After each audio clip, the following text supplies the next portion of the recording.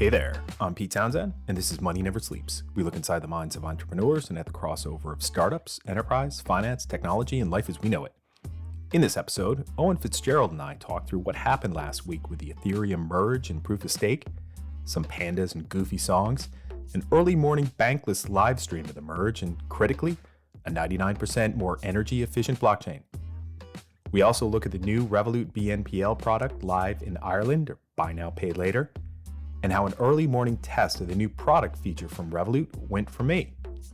We also look at two new fintech funding deals that a16z, or Andreessen Horowitz, did on this side of the pond in Sequence and Sardines, and how it feels like 2002 all over again with builders still building on the infrastructure tip. All right here on Money Never Sleeps. Owen, how are you tonight? Wonderful, Pete, on this lovely evening. It's a wonderful evening, isn't it? Yes. We had, sun is not shining. We had my middle kid's 10th birthday this morning, so this morning was a bit hectic. The kids get on birthdays, Daddy makes French toast. Oh, so nice. I make a mean batch of French toast. So nice. It was a bit crazy getting everybody out and about this morning and getting that French toast done and then getting them to school. But we're all good. The rest of the day was wonderful. Thank you. Excellent. Did you get caught up into any of this madness? I meant to ask you when we were talking yesterday. Did you get caught up into any of this madness on Garth Brooks? The only way I got caught up with it was I brought the kids to the zoo on Saturday afternoon. It was half price, obviously, to encourage people to go because Garth Brooks was on, but we got caught in the traffic going in. So half the country was obviously coming into town on Saturday afternoon. So we got caught in that. But you know what, on the way in, I remember talking to Kira, being like, I know one song, Friends in Low Places. That's literally the only one I've heard I could say is his song. I kind of was like, geez, the only things that I would know would be Friends in Low Places and Achy Breaky Heart. And then someone said, it's Billy Ray Cyrus. Yeah. No, it's Billy Ray Cyrus. Yeah. Fair enough. But no, just for those that don't know out there, outside of Ireland, that Garth Brooks played 5 nights at Croke Park, which holds like 85,000 people. Yep. And there's this long-term love affair between Ireland and Garth Brooks. And I was introduced to Michelle Hoffman from Genesis Blockchain a couple of weeks ago, and she was coming over to Dublin. And she and I meant to connect, and it didn't happen. But following up the email afterwards, she's like, what's up with Garth Brooks?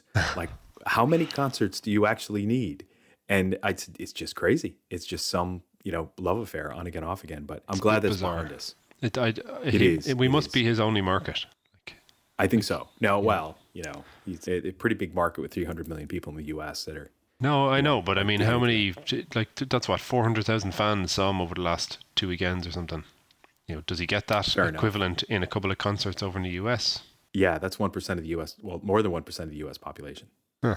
So, I doubt he's that popular in the U.S. So of course he loves coming over here. Sorry, that's not more than 1% of the U.S. population. That would be 3 million. So more than 0.1% of the U.S. population, doing my math correctly. Thank you. Yeah. But listen, I am still reading that Matthew Ball book, The Metaverse. I've been working late again. I only get to read for 5 minutes a night before I fall asleep when I go up to bed with my Kindle, right? So, but getting more and more into the infrastructure side of things, like we talked about a couple of weeks ago, and came across a couple of different references that he's making to players that we wouldn't even think about. One being NVIDIA. Now, NVIDIA make these GPUs that we talked about a couple of weeks ago, these that are used for, the graphical processing units for video games that allow you to render these, virtual 3D worlds, whatever. But they're also building all these utilities around doing even more of that. And they're incredibly well positioned, and Sony are as well. Sony have done loads.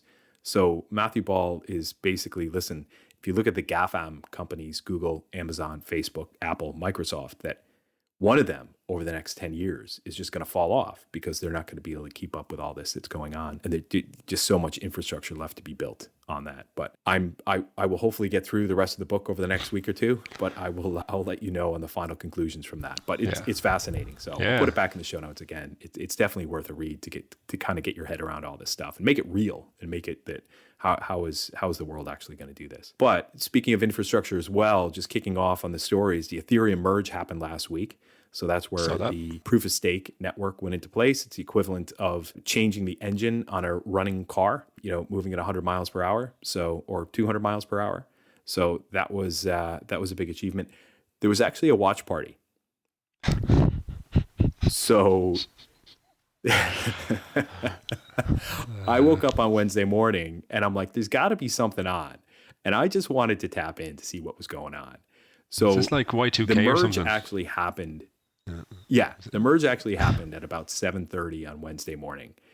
And the guys from Bankless, so David Hoffman was hosting this YouTube live stream watch party with a bunch of people from the whole Ethereum community, Ethereum global community. A guy called Superfizz was in there as well.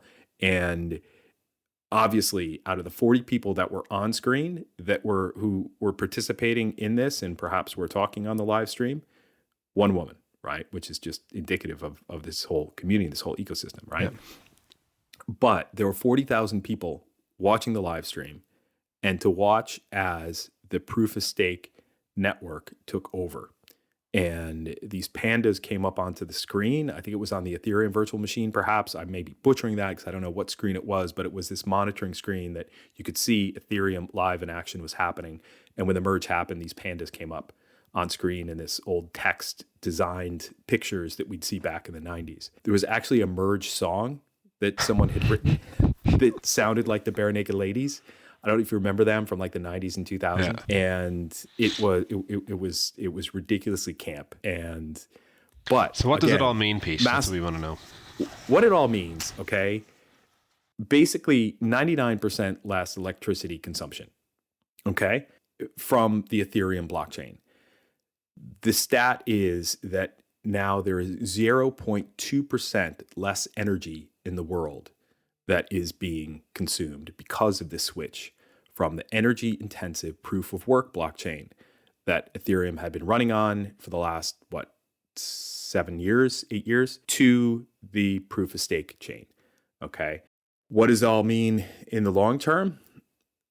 Vitalik Buterin, who is the head of the Ethereum community and foundation and everything having to do with, one of the co-founders of Ethereum, said that in the past, before proof of stake, Ethereum had been dependent on the physical world, very much dependent on the physical world. So the GPUs to be able to do the mining, very energy intensive, and obviously, people having to look after that. Now it's become a lot more virtual. And that just means that it's laid the foundation for the Ethereum platform to really scale. What it hasn't done is bring down the gas fees or the transaction fees on the Ethereum network, because there's still a lot more left to do in order for that to happen. But, I did have the pleasure of sending 0.1 ETH to Megafans, one of the participants in the Techstars Web3 program that I ran earlier this year, because they're doing their NFT mint. And sending that usually would have generated, and it's, roughly about $150, 150 euro, usually would have generated, 25 or 30 worth of gas fees, generated $2 worth of gas fees or transaction fees. Now, from what I've been told, it's a coincidence. It's just purely a coincidence because this will not bring down the gas fees. But in the longer term, there's going to be a lot more growth. So I heard another voice that was now pointing at Ethereum and is calling it the lazy man's crypto ETF. In that when you buy Ethereum, you get exposure to NFTs, you get exposure to DeFi, you get exposure to all of these different elements, different segments of Web3 that are building on Ethereum. And I think, just sets this up for even more growth. All different types of perspectives on this, but it's, it was a big achievement. Now that it's behind us, I'm glad to say that it is, because no more panda songs, which were very, very goofy, but the overall community is in a better place. Brilliant. I wasn't directly paying attention to it, but it was kept popping up in my kind of Twitter news feed because of the Thiel Fellowship, because obviously Vitalik got funded through the Thiel Fellowship, and so did the guy whose name I can't remember now that I'm looking it up, who founded Figma, which obviously was in the news for being acquired by Adobe for 20 billion. Yep. So it was just, they were referencing the two together given the timing of both kind of news announcements and stuff. So it's pretty impressive anyway. Yeah.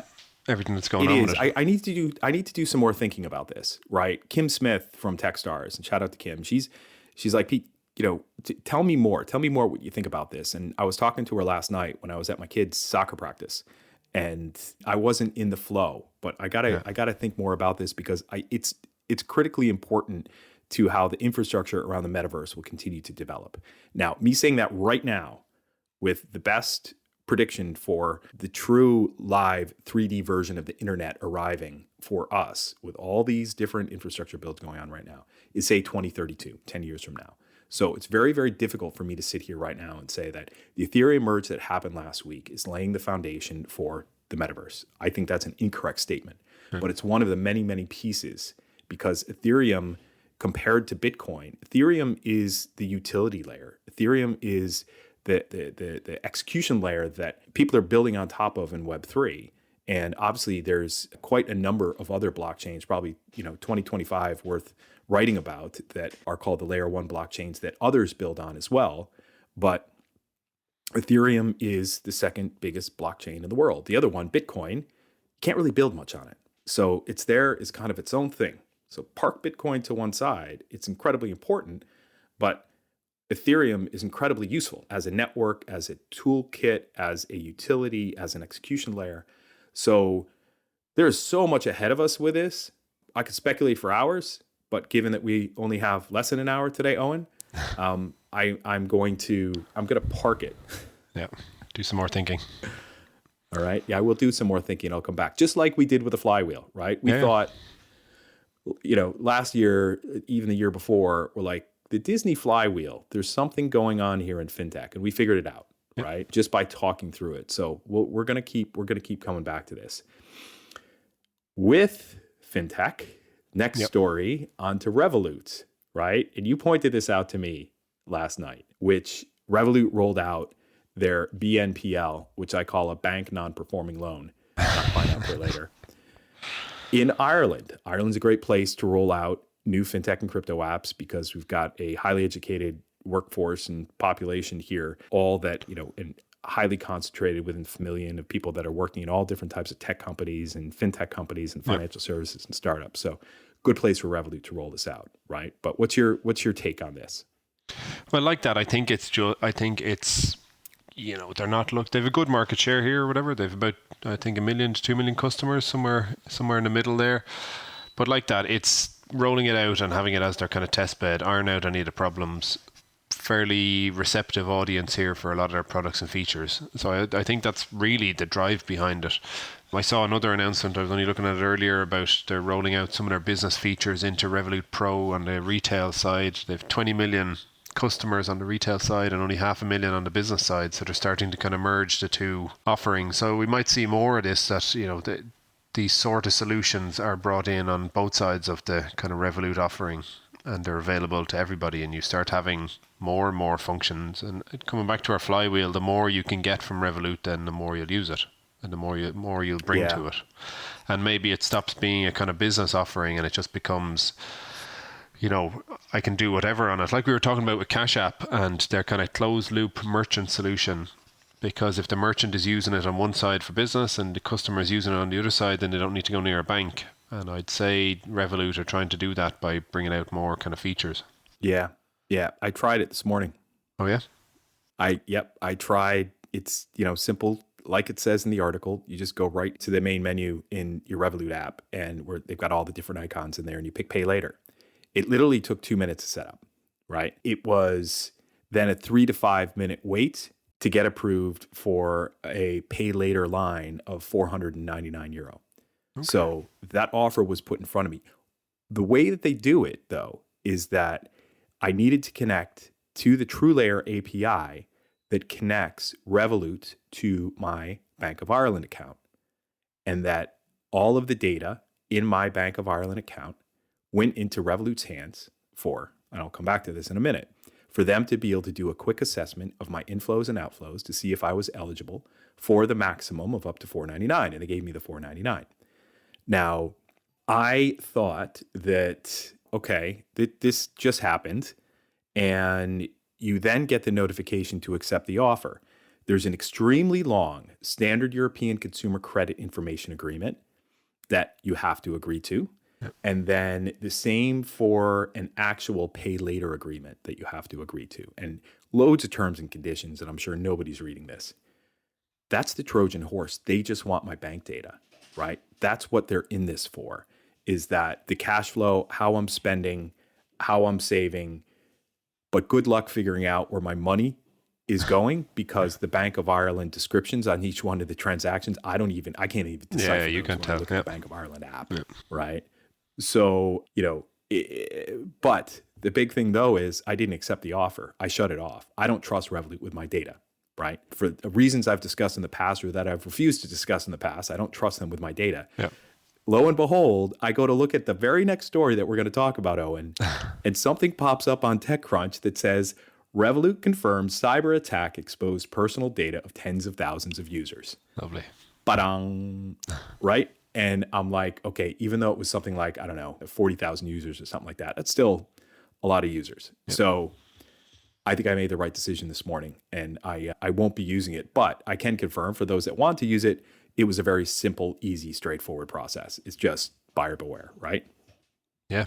No, it's like that. It's really impressive being able to roll it out that quickly, because the reality is the issues, you can't access these sort of products on the other side.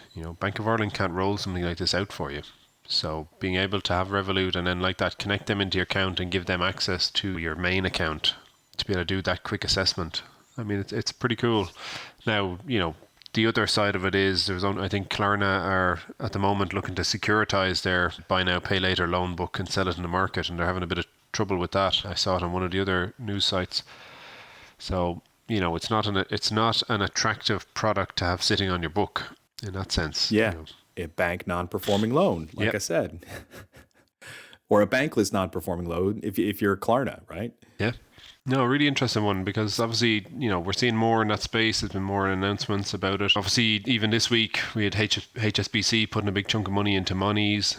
There's still a lot of interest in the kind of neobank space and the offerings there. But again, they need to build out more products, offer more products, and continue to build scale. So that's the challenge. Yeah. And the infrastructure is so critical to scale. And speaking of infrastructure, I'm just seeing that it again is more of a continuing trend. And that was just coming out of the whole Techstars experience for me, is that we really focused on projects in Web3 that users could understand, right? And that, to make Web3 more accessible, and that would also have a token at the core of their value proposition on how they incentivize users and builders, okay?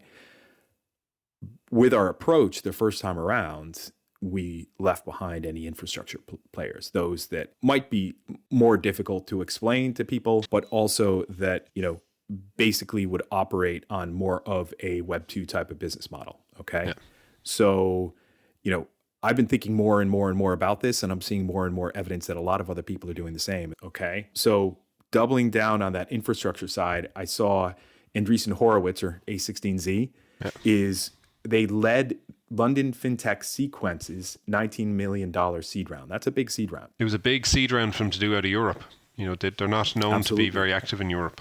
Yeah. It's two, and we'll get to the next one in a minute. But what Sequence do is billing and payments simplified for platforms with analytics. So when you're doing Deliveroo, for example, that payment needs to be split. For when I pay for food, that payment needs to be split between a tip going to the driver, the restaurant themselves, and then Deliveroo. So for every 50 euro worth of sushi that I order, there is that split, and keeping track of those analytics related to who's getting what, who's getting how much of that 50 euro, and what are my own tendencies on what I'm spending. And because that order, that payment is split, it's like, well, it's not just 50 euro that is driving this, it's 37 euro or whatever the split is, right? That is actually attributable to what I've bought. So this is a big move from an infrastructure perspective. like I said, I'm seeing the same thing in Web3 with kind of my thoughts around this and the direction of the thesis and where I'm heading. But again, I think the hidden thing in this story about what Sequence are doing with their 19 million seed round is that the real nugget in this whole story was that a16z had a strong signal from the later stage startup founders that were investing as angels. So everyone kind of seeing that this is something that this is necessary. So Plaid, Intercom, Jeeves, Go Cardless, Marshmallow, Lendable, Hopin, UiPath, Monzo, and Comply Advantage. The founders of those companies or those within the founding teams are all angels in this round with Sequence, right? That's a big signal. So that's a big signal, right? And so because look, there's no shortage of payment infrastructure companies out there. But like that, yeah, there's not. When you've a cohort like that putting the money in, they clearly know or they see something that isn't obvious from the outside as to the direction these guys are going and the value they're going to add to it. Yep, definitely. Similar on also for a16z. Yep. Another deal that they did. This was just announced yesterday, and this was in TechCrunch. So Sardine raised $51.5 million in their Series B, led by a16z. To sniff out fishy fintech transactions. I'm like, is that where the name Sardine came from? Right? You're trying to find the stinky transactions in there. Yeah.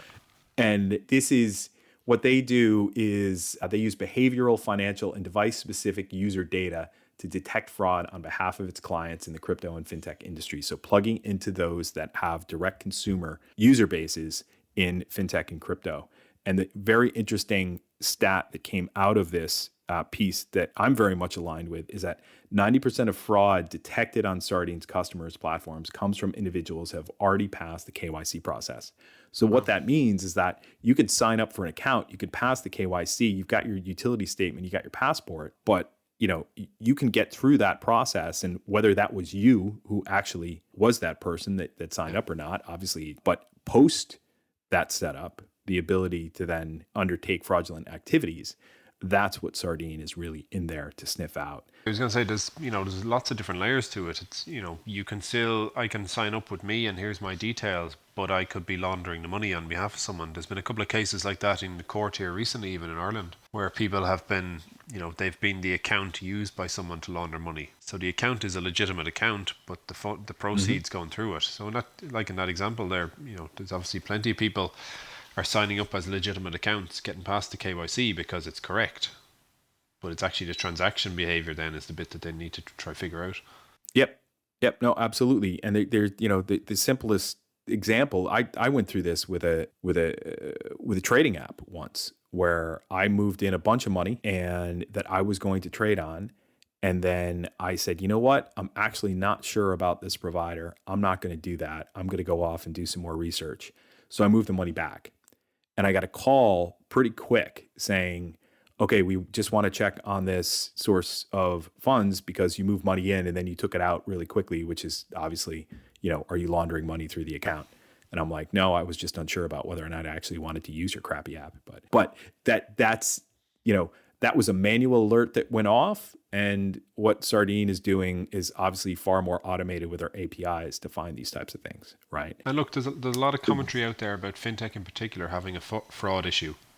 I've seen it from Ron Shevlin and a few others have written kind of pieces out about this being an issue because obviously the speed at which you can sign up accounts and it all being done automatically as much as possible, they're not picking up on as much. And you see people using multiple accounts in multiple different providers, that sort of thing. And then even with things like, buy now, pay later, for example, with that sort of stuff not being, or it had historically not been kind of shared with the credit bureaus, then people were being able to kind of work around building up extra debt in different people's names and stuff like that because it wasn't being reported to the bureaus, so the banks weren't aware of it. There's loads of different ways, obviously, that fraud is becoming an issue in the fintech space. So it's great to see what the guys in kind of Sardine are doing. It'll be cool to try reach out and get Simon Taylor on to talk about it. Yeah, absolutely. Simon, so having moved from 11FS, which he's still listed as a co-founder of, but now I think head of strategy for Sardines. And he put this tweet out yesterday, but they go beyond the fraud side of things as well, is that they have instant ACH, which is automated clearinghouse in the US, so that it's your on-ramp for providing fiat into crypto. So they allow users to purchase over 30 different crypto assets instantly. And if those crypto platforms are connected to obviously Sardine's utilities, rather than having to wait, a day or two for access to your funds. They also have the direct fiat to NFT checkout in partnership with Tom Brady's company, Autograph, which I thought was pretty cool. That's pretty cool. And, they're going out to other NFT marketplaces with that. So that's right out of the article from TechCrunch. So it was, it feels like you can't just do one thing anymore. You need to do one thing really well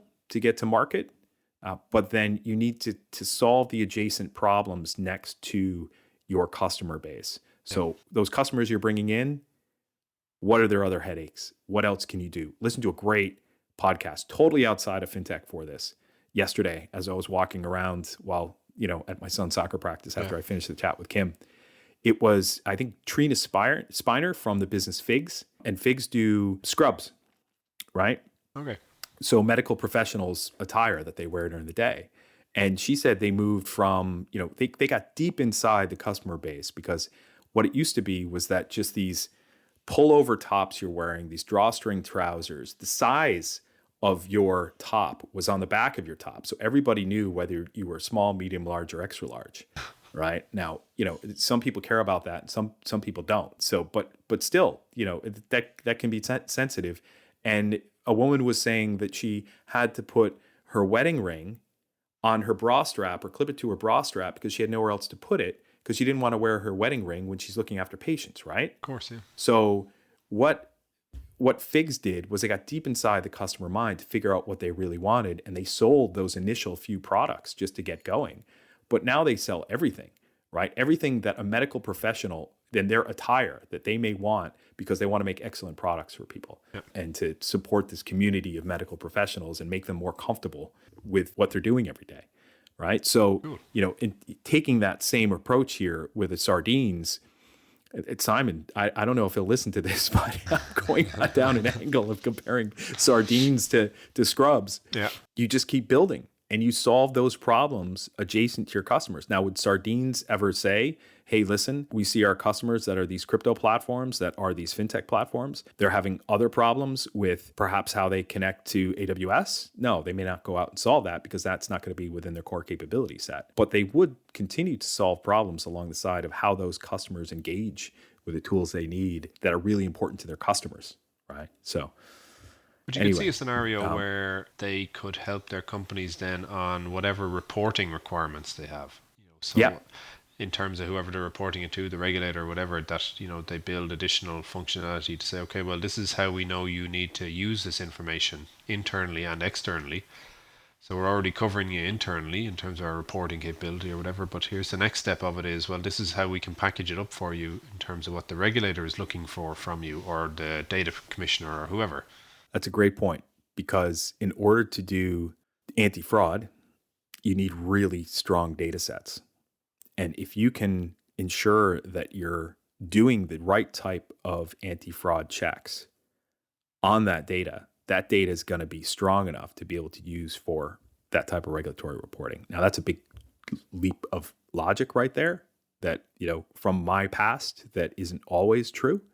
But there's a strong sign there of what else they may be able to do. So listen, we hadn't talked about sardines much before, and but I thought it was worth it with their 51.5 million big Series B. Big endorsement. Yeah, to go after that. So awesome to see that happening. One other one, we talked about this before. The Bored Ape Yacht Club NFTs are more than just a community, a virtual community of collectors of these. Well, they are digital collectibles, the Bored Ape Yacht Club NFTs, and of incredibly high value, and many of them are right now. But a Bored Ape Ethereum NFT owner is launching a real world yacht club. Now, I had heard that there was a Bored Ape Yacht Club being built in Miami, and I don't know what happened to that. I didn't look into it a little bit, after I saw this story. But this is from Decrypt via Lex Sokolin's FinTech Blueprint, where he referenced this, and that someone is actually starting with the first yacht called the Lady Amanda that holders can actually make use of. So for those owners of yachts that are bored with their yacht, they can make them available as part of this club. So connecting the virtual world to the real world through yachts, and Need to give a shout out to Hugh. Need to give a shout out to my buddy Hugh McGurr. He took me out on his yacht with 2 of my 3 kids a couple of weeks ago out of Hoth. So got the kids doing a little bit of fishing and jumped in the water for a quick swim in Hoth Harbor, which was pretty cool. But yeah, there's, that was one that I just picked up towards the end of my troll through the stories this morning. I had one other one. It was more interesting because there's a fintech startup Power. This was on TechCrunch in the last week. Yeah, I saw that. So it's a credit card, full stack credit card issuance platform. A year in stealth mode. Did 16 million in seed funding, 300 million in credit from Anthemus, Plug and Play, a number of angel investors. I thought this is interesting because obviously we've talked about the likes of Brex and others, and this is like, create your own credit card offering for brands and banks, but actually where the CEO is saying they see the market is obviously brands being able to offer their own credit card, their branded kind of credit card functionality for their own customers. Really crowded space, so a big announcement like that means, again, similar to the other a16z one, but Sequence, that's the one. Sequence or Sardines? Sequence, that was the one. Yeah, again, big announcement, some big names backing it. You'd wonder, okay, well, how are they different to Brex, which has been around a lot, and some of the others that are out there?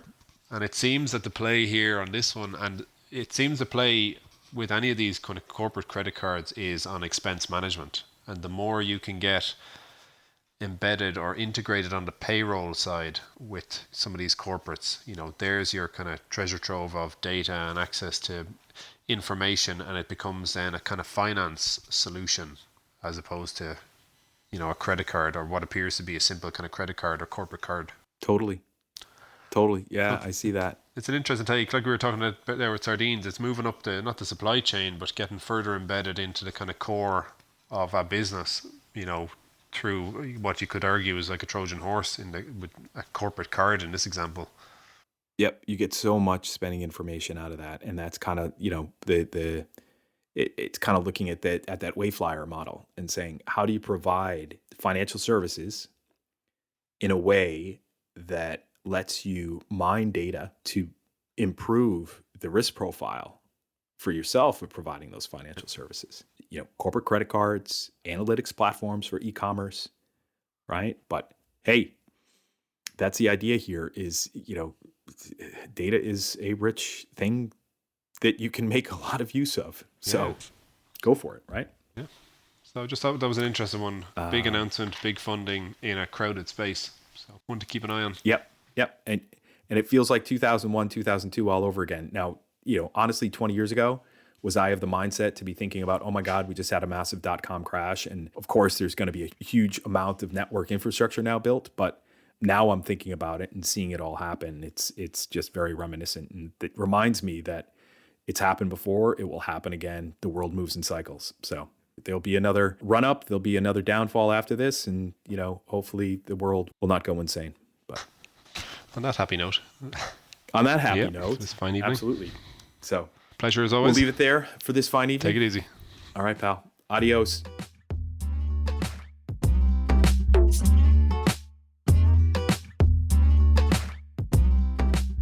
That does it for this week, folks. You can learn more about the stories we covered in the show notes on our website, moneyneversleeps.ie.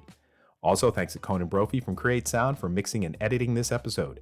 Conan is an excellent media man to get in touch with when you're thinking about launching your own podcast. As for me, I'm an early-stage startup investor focused on where fintech meets crypto and crypto meets Web3. There are plenty of links in the show notes on moneyneversleeps.ie on how to get in touch with us, so don't hesitate to reach out. Finally, till next time, thanks for listening. See ya! Money never sleeps, pal.